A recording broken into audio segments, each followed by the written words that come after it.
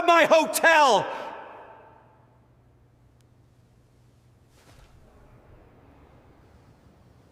You cannot be. I am the owner. In a luxury hotel lobby, a confident black woman named Amara is humiliated when the arrogant manager, Preston Hale, slaps her in front of shocked guests, convinced she is an unworthy outsider. But as each chapter unfolds, the truth burns brighter, her silent pain becomes defiance. Her whispered warnings turn into revelations. And when she finally declares her true identity as Amara LaVera, the billionaire majority owner of the hotel, the crowd gasps while Preston crumbles. What begins with systemic racism, mockery, and abuse of power builds into a storm of resistance, betrayal, and poetic justice. As security guards hesitate, guests record the scandal, and corporate leadership arrives to confirm her crown, leading to Preston's downfall, public outrage, and Amara's ultimate victory when she reclaims the house her father built, transforming it into a place of dignity, equality, and belonging for all her reign, not one of vengeance, but of rebuilding and justice. The marble lobby of the LaVera Grand Hotel gleamed beneath chandeliers that cost more than some people's homes. Wealth floated in the air, perfumed by imported lilies and polished by silence. Every detail screamed luxury, except the way the staff stiffened when she walked in.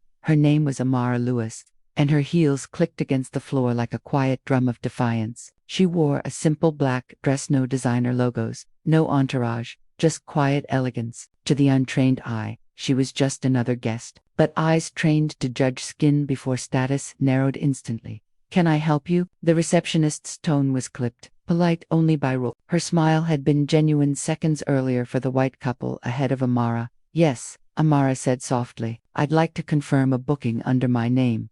The receptionist's eyes darted to the computer, then back to Amara, suspicion tightening her lips. "And the name? Louise. Almada Louise."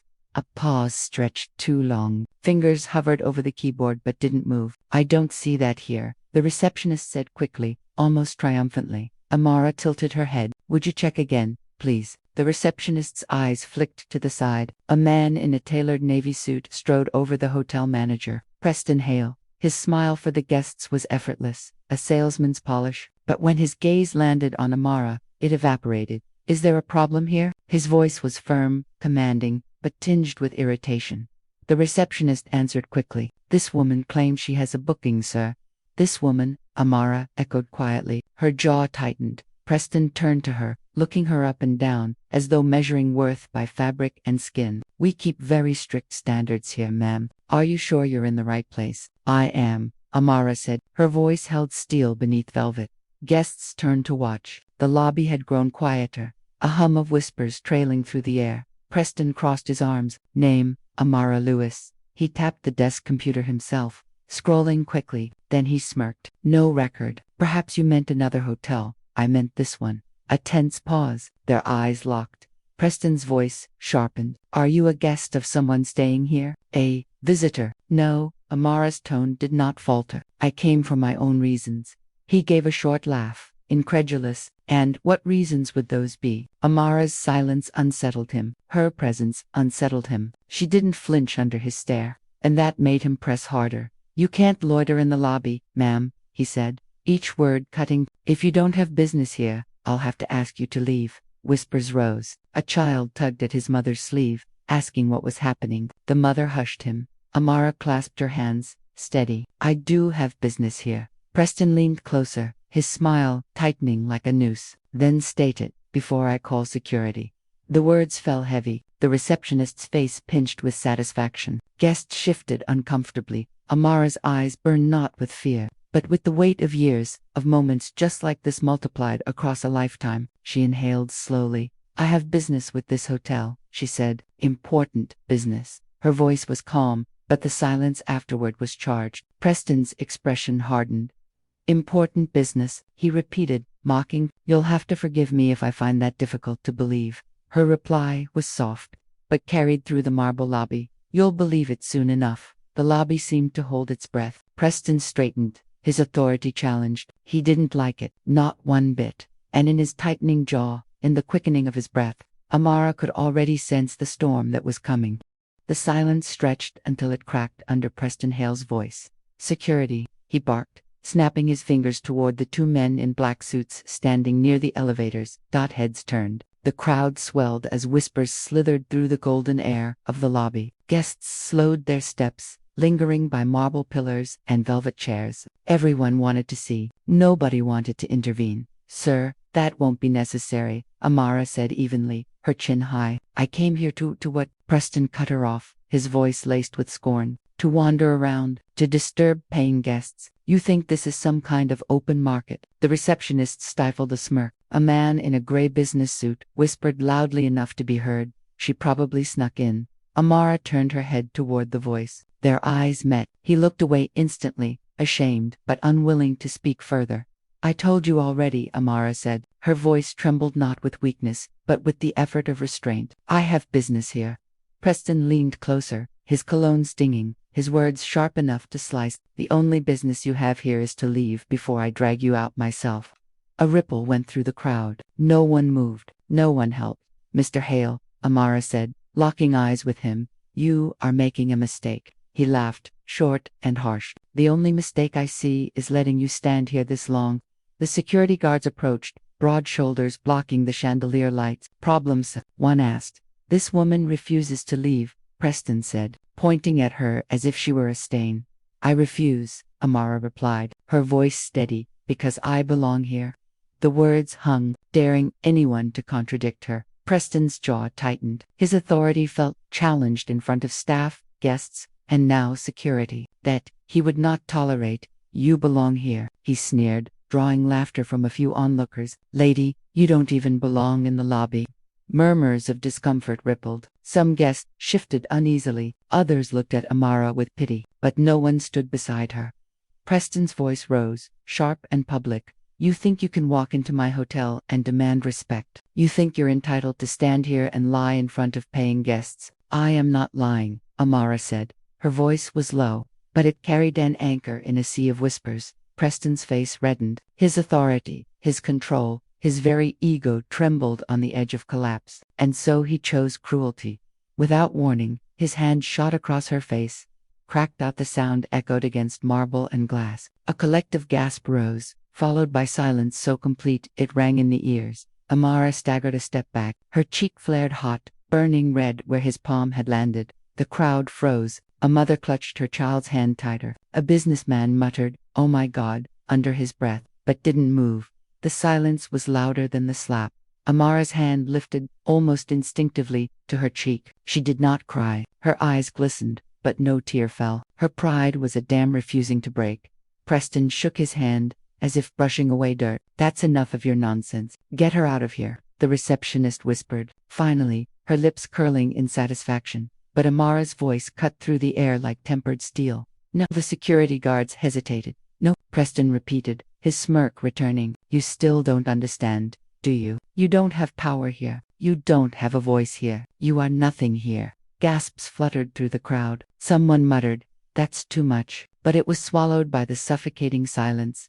Amara straightened her shoulders. The red mark on her face was stark against her dark skin, glowing under the chandelier's light like a brand of injustice. But her eyes did not waver. "I am not nothing," she said. Her words were quiet, firm, unyielding. Preston scoffed, gesturing to security again. "Escort her out, now." The guards stepped forward. One of them, older, with tired eyes, hesitated just long enough for the crowd to notice. He looked at Amara, then at Preston, his jaw tight. But still, he reached out. Amara lifted her chin, refusing to flinch. Around them, the lobby breathed in shallow gasps. Guests whispered she should just leave. Why's she fighting? Others whispered back, because she's right. Yet not a single body moved to her defense. Complicity had its own perfume, fear mixed with privilege. "Don't touch me," Amara said, her voice sharp as glass. The older guard froze. The younger one looked to Preston, waiting for direction. Preston's patience cracked. "If you won't leave quietly," he hissed, "then you'll leave in disgrace."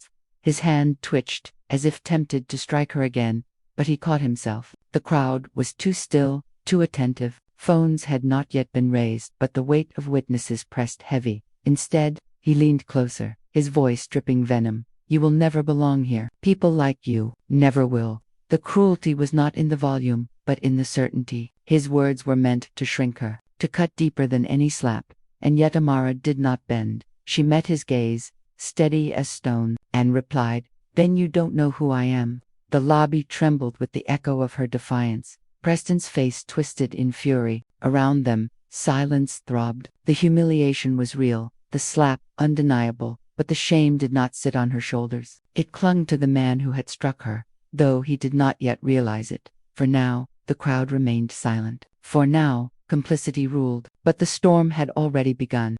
The marble lobby had never been so quiet. It was as if the chandeliers themselves had stopped shimmering. The lilies stopped breathing. The echo of the slap still lingered in the air. Guests stared at Amara, her cheek red, her posture unbroken. Some pitied her, some judged her, most simply looked away.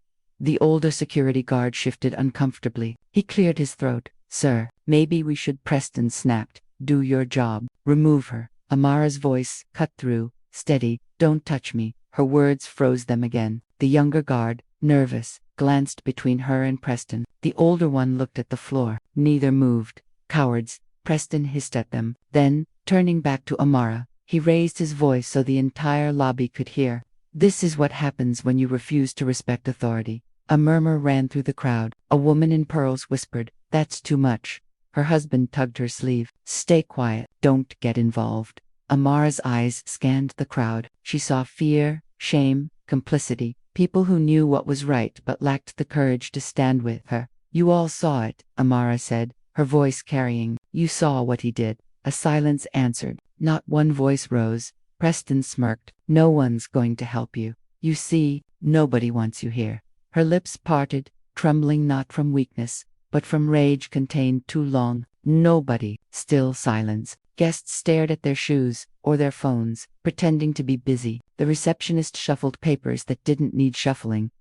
Preston spread his arms like a victor on a stage. "This is my hotel, and I decide who belongs." "No," Amara whispered. Then louder, sharper. "No, you don't." Gasps flickered again. Preston stepped closer, lowering his voice so only she and those in the front rows of onlookers could hear. "You should be grateful I don't have you arrested."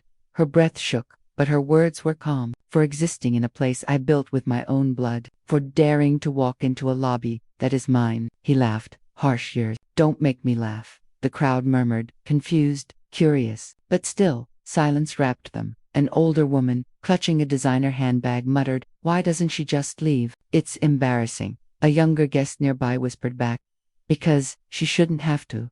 But neither spoke louder. Neither stepped forward. Amara's gaze swept them again, her eyes glistening. "You're afraid. Every one of you. You know what's happening is wrong, but fear keeps your lips sealed. Silence is safer, isn't it?" No one answered. Her cheeks still burned, but her voice rose, gaining strength. "You think silence protects you, but silence is the weapon that lets men like him strike again and again." A few heads lowered, a few throats cleared, yet still, no one moved. Preston sneered. "Enough of your speeches." Guards, the older guard raised his eyes at last. His lips parted, but no words came. His fists clenched at his sides. The younger one shuffled, mumbling, "Sir, maybe." "Maybe what?" Preston snapped. "Do as I say." The younger guard swallowed hard and took a step back. The older one stayed rooted. A guest finally lifted his phone, angling it discreetly, recording. Preston noticed. "Put that down," he barked. The man froze, guilt on his face, but he didn't lower the phone. Others began fumbling for theirs, some bold, some hesitant. The tide was shifting, though faintly. Amara saw it, and she pressed forward, voice unshaking now. "History remembers silence. Every person who looked away, every person who refused to speak it remembers." The pearl-clad woman bowed her head. The businessman from earlier, the one who had muttered, she snuck in, avoided her eyes. Preston's voice cracked with fury. "Enough. Get her out." But the guards did not move. The crowd did not move. Only Amara. She stood straighter, red cheek lifted high. "You struck me in front of them all," she said, "and you believed it would end there. But the world has a way of remembering wounds like this." Preston snarled. "You're nothing. Do you hear me? Nothing." The word echoed, harsh, ugly, small, and though the crowd stayed silent, the silence itself had changed. It was no longer blind, no longer complicit. It was the heavy silence of witnesses. the kind that pressed into memory. Amara's voice softened, but cut deeper. Then let them remember who stood silent, and who stood tall. The chandeliers flickered in the stillness. The marble floor seemed to breathe with tension. Preston glared, his authority cracking under the weight of his own cruelty. And though no one had spoken yet, Amara knew cracks had begun in the silence, and cracks spread. The silence in the lobby pressed like a suffocating fog. Guests shifted, staff fidgeted, and Preston Hale's smirk stretched thin across his face. He mistook their stillness for loyalty, their silence for support. Amara's cheek still throbbed, but her voice cut through the hush. You want me gone because you think I don't belong, but I do. More than you can ever imagine. Preston's laugh rang hollow. Is that so? Then prove it. The words were a dare, meant to humiliate. He expected her to falter, to leave with what dignity she had left. Instead, Amara reached into her clutch. Gasps rustled through the crowd, some guests stepping back instinctively. From this small bag, she drew a sleek black card with the hotel's gold crest engraved on it. She held it up, steady and proud. The crowd leaned forward. Even the receptionist blinked in confusion. Preston squinted, then scoffed. What is that supposed to be? A key, Amara said evenly. One only executives carry. The older security guard inhaled sharply. He recognized it. The younger one glanced at Preston, uncertain now. Fake, Preston barked. Some cheap imitation. Do you think we're stupid? Do you think waving plastic around makes you somebody? It isn't plastic, Amara said. Her voice was calm, unwavering. It's proof. Preston's laugh was harsh. Proof of what? That you can forge, that you can con your way into places you don't belong. Murmurs rolled through the crowd. A woman whispered, I've seen that card before. My husband's colleague has one. Another voice, if it's real, that means she's. Preston's glare silenced them. Don't believe her lies. This woman doesn't belong here. She's trespassing, making a spectacle of herself. And you, he jabbed a finger at Amara, his voice sharp as a whip. You will regret trying to trick us.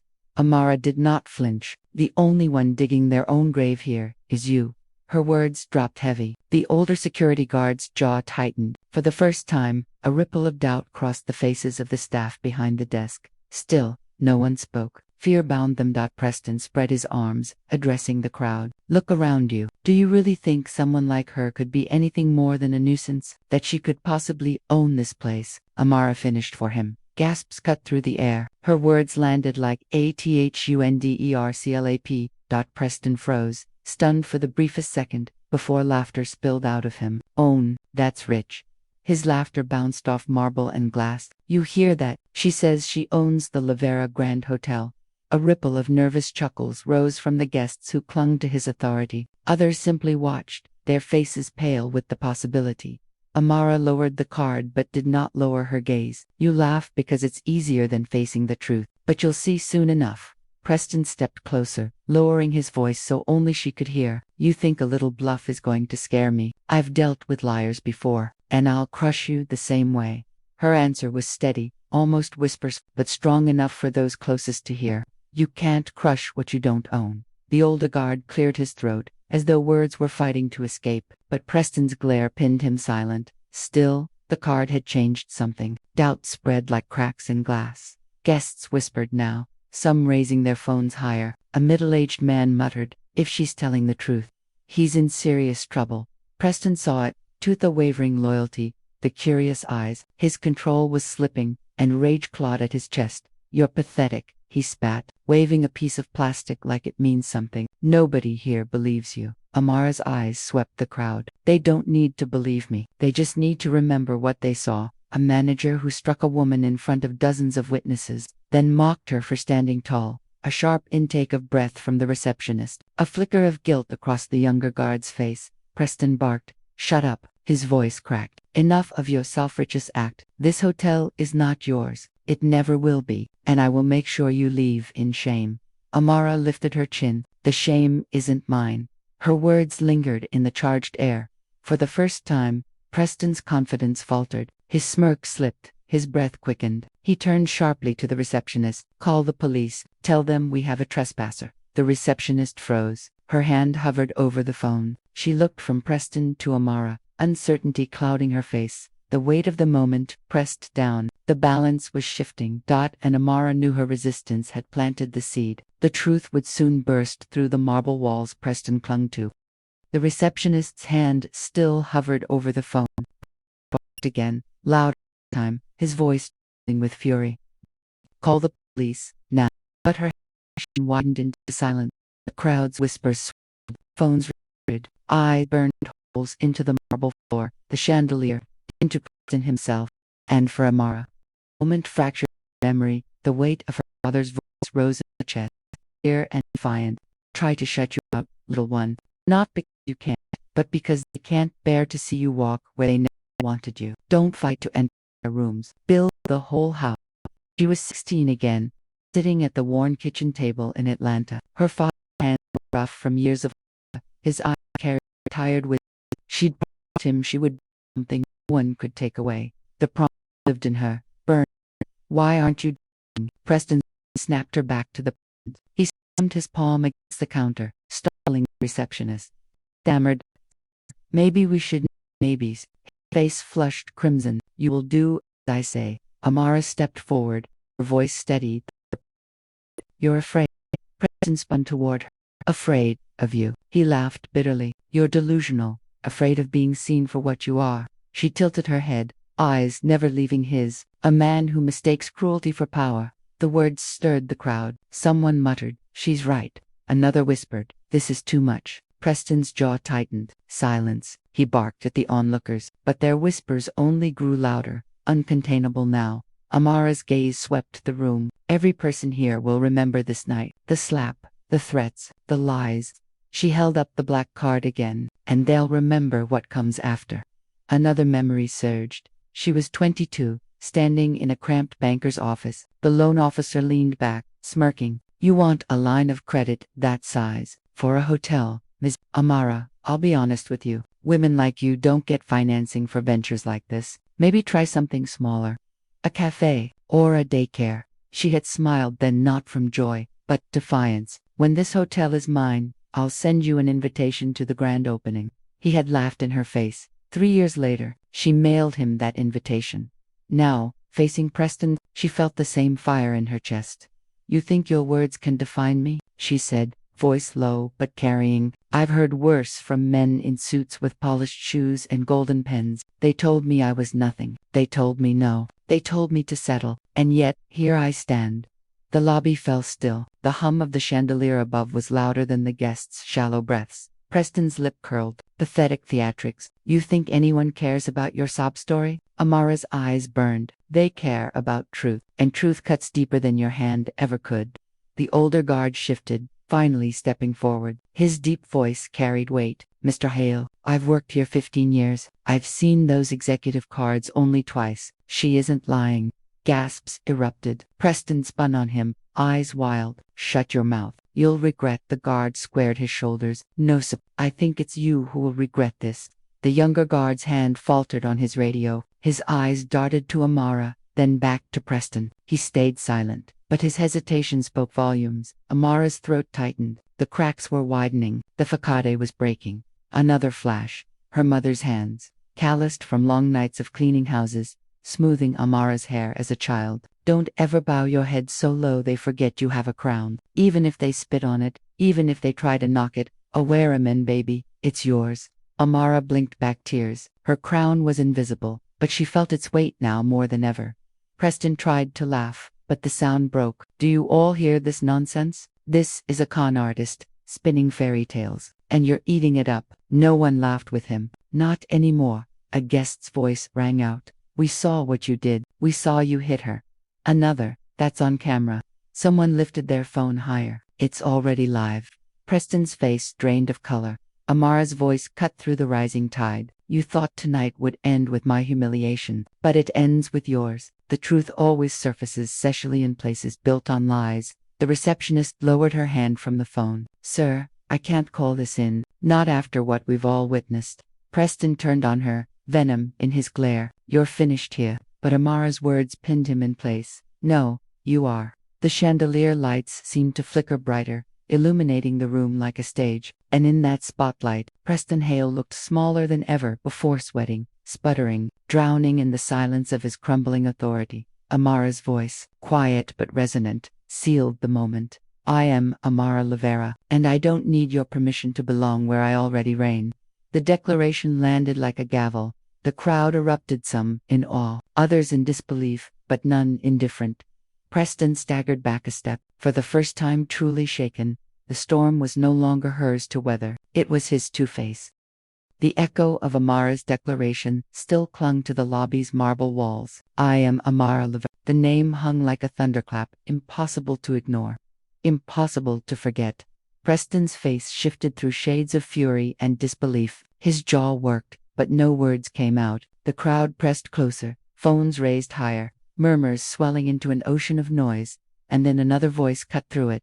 Ms. LaVera. It came from the mezzanine staircase. A woman in a navy blue suit descended, heels clicking sharply against the polished floor. Her badge glinted under the chandelier. Regional Operations Director. The air shifted instantly like the sudden hush before a storm. Preston's eyes widened. Ms. Grayson, he stammered, forcing a thin smile. Perfect timing. We have a trespasser causing a disturbance. But the woman Evelyn Grayson did not look at him. Her gaze locked on Amara. She studied her face, the black card still in her hand, the mark reddening her cheek. Evelyn's eyes darkened with recognition.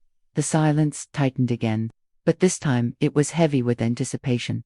Everyone back, Evelyn said briskly, sweeping a hand toward the crowd. This is no spectacle. Lower your phones.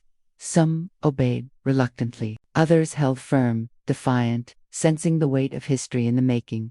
Preston stepped forward, eager to reclaim ground. I was just about to have security remove her. She's been lying to guests, waving a fake card, disrupting business. Evelyn cut him off, her voice sharp as glass. Enough. The single word cracked the lobby's tension wide open. Preston froze, mouth half open. Evelyn turned fully to Amara. Her posture shifted, not dominance, but respect. Ms. Love, forgive me. I didn't know you'd be arriving tonight. Gasps, audible, unfiltered gasps, rippled through the crowd. Amara inclined her head, her poise unshaken. Clearly, Evelyn's throat tightened. She turned to the security guards, her voice clipped. Stand down, immediately. The older guard exhaled as if freed from chains. The younger one dropped his hand from his radio, relief plain on his face. Preston's voice pitched high. What are you talking about? She's no one. Chi lied. Evelyn's eyes, cold steel, cut him down. She is the majority shareholder of this hotel. Mr. Hale, the board announced it last quarter. Perhaps you missed the memo while polishing your ego. The words struck harder than any slap. The crowd buzzed, fragments of shock tumbling over one another. She owns it. Did you hear that? He hit the owner. Preston paled, his arrogance bleeding into panic.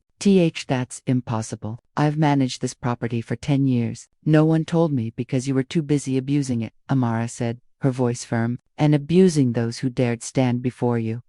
Her cheek still burned from his hand, but her voice was unflinching. Evelyn stepped closer to Amara, lowering her voice so only she could hear. Would you like me to have him removed? Amara didn't answer immediately. Her eyes lingered on Preston, watching him sweat, stumble, collapse in real time under the weight of his own cruelty. Memories of her father's words swelled again. Build the house so they can never keep you out. This was her house, and the marble beneath her heels, the chandelier above her crown, bore her name. Amara turned her gaze back to Evelyn. Not yet. Preston latched onto the words like a drowning man. See, she's bluffing. She doesn't want me gone because she knows she can't. Amara raised her hand. Silence fell instantly. You don't understand, Preston, she said, her tones slow, deliberate, lethal. I'm not sparing you. I'm giving you the chance to walk out of here on your own before I drag you out into disgrace. The crowd erupted against, some gasping, some whispering in awe, others smirking at the irony. Evelyn folded her arms. Frankly, Mr. Hale, after striking your employer in front of a lobby full of witnesses, you're lucky. The only question is how you leave, not in whose custody. The receptionist's face drained of color. She shrank behind her desk, suddenly very aware of the smirk she'd worn earlier. Guests shifted, eyes darting between Amara and Preston, hungry to see the collapse play out. Preston's mouth opened, but no words came. He looked at the guards, the receptionist, the guests. No one moved for him. No one would save him. His voice cracked when it finally emerged. You can't do this to me. Amara's gaze sharpened. I already have. He staggered, As if her words carried physical weight, Evelyn gestured toward the guards. Escort him upstairs. Clear his office. His termination will be effective immediately. The older guard nodded, stepping forward with quiet resolve. The younger followed, emboldened by Amara's presence. Preston stumbled back. You'll regret this, Amara. You'll all regret this. But his threats rang hollow. For the first time, no one listened. The guards led him away, his protests fading into the distance. The crowd slowly dissolved into whispers, dispersing toward elevators and the bar. Some guests shaken, others exhilarated. The chandelier's glow softened. The storm was passing. Amara stood at the center, her breathing even. She felt Evelyn beside her, steady, respectful, waiting for direction. You'll want a press release, Evelyn said quietly. Something official before rumors twisted out of control. Amara nodded. Draft it tonight, and make sure every word reminds them whose name is on these walls. Evelyn inclined her head. Yes, Miss LaVera. Amara turned toward the marble entrance. The doors that had once seemed like barriers, they no longer loomed. They bowed. Her crown was invisible, but its weight had never felt more real. The suite Preston once called his office now stood half empty. Drawers yanked open, papers stuffed hastily into cardboard boxes. The guards had done their job with quiet efficiency. His nameplate, polished brass engraved General Manager, lay face down on the desk like a toppled throne. Amara entered, Evelyn close behind. The room smelled of leather and cologne, the air heavy with the ghost of arrogance. Preston was there, pacing, his tie loosened, his eyes red-rimmed with fury. He stopped when he saw her, chest heaving. You think this is over? His voice cracked with the strain. You think you can just walk in here and destroy me? Amara's eyes were steady. I didn't destroy you. You did. He barked a laugh, bitter and jagged. Spare me the moral theater. This, he waved a hand at the stripped walls, the packed boxes. This is politics. You had connections, money, the board in your pocket. That's all this is. Evelyn spoke before Amara could. No, Mr. Hell, this is consequence. Preston's jaw tightened. He rounded on Amara, his voice dropping into venom. You don't belong here. You never did. A girl like you, your skin, your face, this place was never meant for you. I built this hotel's reputation. I kept the clientele happy. I made this property the gem it is. And yet, Amara said quietly, it is mine. The words landed like a verdict. Preston sneered. You'll never hold it. They'll smile to your face, but behind your back, they'll call you unfit, unworthy. You'll bleed trying to prove yourself, and still, it won't be enough. Not for them. Amara stepped closer, her voice calm, deliberate. I'm not here to be enough for them. I'm here because my father built the foundation you walked on, and I built the fortune you worshipped. The difference between us, Preston, is simple. You guarded a crown that never belonged to you. I forged one they could never take away. Evelyn's gaze flicked between them, silent but unwavering. Preston's mask cracked. His voice shook. You don't know what it's like to fight for every inch in a world that doesn't care. Amara's cheek still stung where he had struck her. Her voice cut sharp as glass. No, Preston, you don't know, because when the world dismissed you, it didn't chain you to a stereotype. It didn't make you invisible until it needed someone to blame. You were cruel by choice, not by necessity. Silence swallowed the room. The boxers seemed to press inward, the air itself recoiling from his collapse. Preston slumped into his chair, shoulders bowed, his defiance finally crumbling. He muttered, almost to himself, they'll never let you keep it. Amara leaned in, close enough that he could see the resolve burning in her eyes. Watch me. Evelyn gave the signal. The guards stepped forward, firm but not brutal, lifting the boxers, guiding Preston to his feet. He didn't fight this time. He just let himself be carried out. A man stripped of title, of power, of myth. When the door shut, Amara exhaled. The office was quiet now, but not empty. It was hers. Evelyn broke the silence. What will you do with it? Amara walked to the window. Below, the city pulsed with neon and possibility. Her reflection stared back at her in the glass, crownless yet sovereign. Rebuild it, she said softly. Not in his image. In mine. In my father's. In every person who's ever been told they don't belong here. Evelyn nodded, a rare softness in her voice. Then this place might finally live up to its walls. Amara turned from the glass, the mark on her cheek fading but never forgotten. The night was hers now, the marble, the chandeliers, the legacy all bent toward her name. But she knew it wasn't an ending. It was the beginning of a reign tested not by ownership, but by how she wielded it. And, as the city lights flickered like a crown beyond the glass, Amara LaVera stood tall in the ashes of Preston Hale's empire, ready to build something greater. Morning came heavy with whispers. News outlets had already seized the footage. Preston's slap, Amara's revelation, Evelyn's confirmation. Headlines screamed across screens. Hotel manager assaults, black woman turns out she owns the hotel. The story spread like wildfire, carried on hashtags, stitched into videos, debated on morning talk shows. That by the time Amara entered the lobby again, the marble floor felt different. Not hostile, not forbidding, charged. Staff stood taller, some with shame in their eyes, others with hope. Guests paused mid-conversation to glance at her, not with dismissal, but with recognition. She wore no crown, no armor, just the poise of someone who had survived the fire and still walked, unburned. Evelyn was already waiting by the reception desk, tablet in hand. "It's everywhere," she said quietly. "We can control the narrative," but her eyes darted toward the guests. "The world's already chosen its side." Amara nodded. "Good, let them." The receptionist, the same one who had smirked at her last night, shifted nervously behind the desk. When Amara's gaze landed on her, the woman straightened. "Ms. LaVera, I didn't know. I'm sorry." Amara's voice was calm but firm. "You didn't need to know who I was to treat me with dignity." The woman flinched, shame written plain across her face. Before Amara could continue, elevator chimed. Preston stumbled out, flanked by the guards, boxes still in hand. His suit was wrinkled, his face hollow, but his arrogance clung stubbornly like a dying ember. Guests turned, whispers rippling, phones lifted again.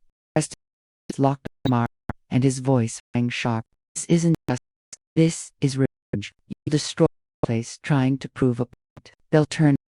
Amara stepped forward, her heels echoing like "No, Preston, you destroyed this place the moment you believed its grandeur excused guilty. You ran like a kingdom of fear. I'll run home."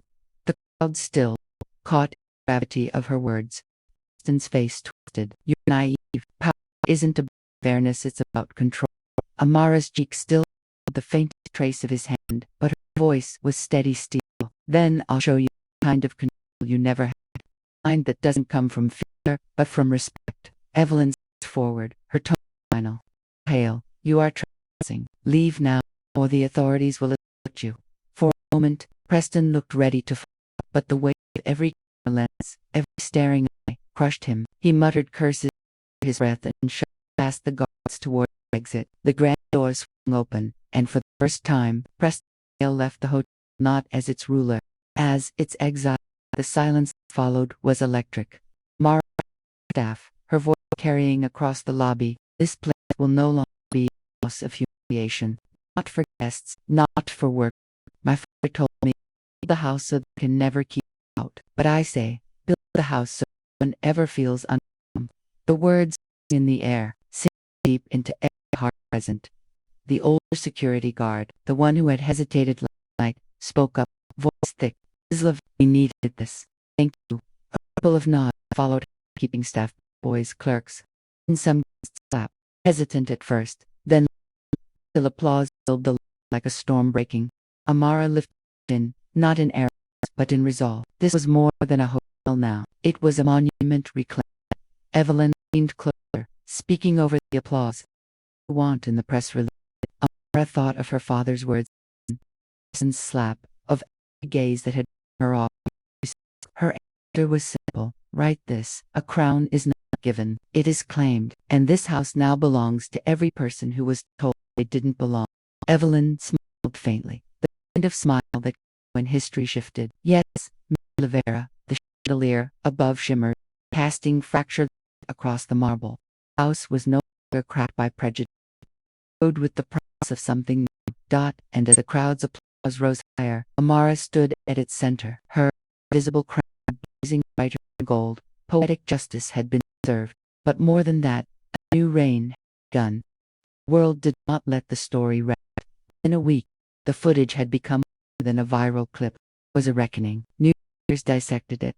Columnists framed it as a mirror to systemic bias. Activists carried Amara's name in speeches, and every Preston Hale's hand froze mid-slap on screen. The public saw more than a single act. They saw centuries of dismissal crystallized into one Preston, one man whose arrogance now walked streets in an job offers evaporated, reputation scorched beyond repair, headlines marked downfall, disgraced hotel manager blacklisted after assault. Even his allies abandoned him, distancing themselves with practices. Poetic had come not with a gavel, but with silence, kind that follows when the world already judged. Amara, the storm settled on purpose. She stood in the ballroom, now stripped of its formality. Workers bustled around, not serving guests, but setting up chairs, banners, and a podium. Across the walls, art was being hung. Portraits of builders, clean as hell, and chefs, the invisible backbone of the hotel. A house built in the image. Ellen walked beside her, tablet in hand. The press conference is in an hour. The will be here. Full rights leaves too. The room's yours. Ms. LaVera. Amara touched the frame of a portrait. Her father, captured in an old black and white photo, holding the prints of the hotel in his hands. Tears pricked her eyes. She didn't let them fall. He said, "Build a house so they can never keep you out," she whispered. Evelyn lowered her voice. "You did, and now you're opening the doors wider than they've ever been." When the conference began, the ballroom buzzed with anticipation. Cameras flashed. Porters filled rows. Activists stood shoulder to shoulder with workers in uniform. Amara stepped to the podium. The room still. "Last week, I walked into this hotel carrying nothing but a card and my father's name. I was met with suspicion, with violence." She tapped her cheek where the bruise had faded but memory had not. Out at night with something greater clarity. This was not built on man's arrogance, on manager's cruelty. It was built by the hand of many. My father designed it. Workers laid its bricks. Staff polished its floors. Guests gave life. And yet, too often, dignity was stripped at the door. A murmur rippled through the crowd, but her voice rose steady, strong. "No more. Under my leadership, this will not be a house of exclusion. It will be a house of welcome. No guest will be shamed for their sin, their act, their story. No worker will be silenced by fear. This house will carry every name carved into its walls." Applause swelled, but Amara lifted her hand and the room fell quiet again. "Some will say I don't belong here, that I inherited a crown I didn't earn. To them, I say, a crown is not gold on your head. It is weight on your shoulders, and I carry mine with every strike endured, every door closed, every voice dismissed before it spoke." The ballroom erupted. Workers rose to their feet, clapping until the walls shook. Cameras flashed like lightning. The chandelier above seemed to burn brighter. Amara's gaze lifted to her father's portrait at the back of the room. For the first time, she did not feel like she was speaking to ghosts. She was speaking to the living, to the future, to herself. Later that evening, the lobby was quiet again. The storm had passed. Amara sat in one of the leather chairs, heels off, exhaustion heavy but welcome. Evelyn joined her, setting down 2 glasses of champagne. "You changed the narrative," Evelyn said softly. "Not just for this place, for more than you know."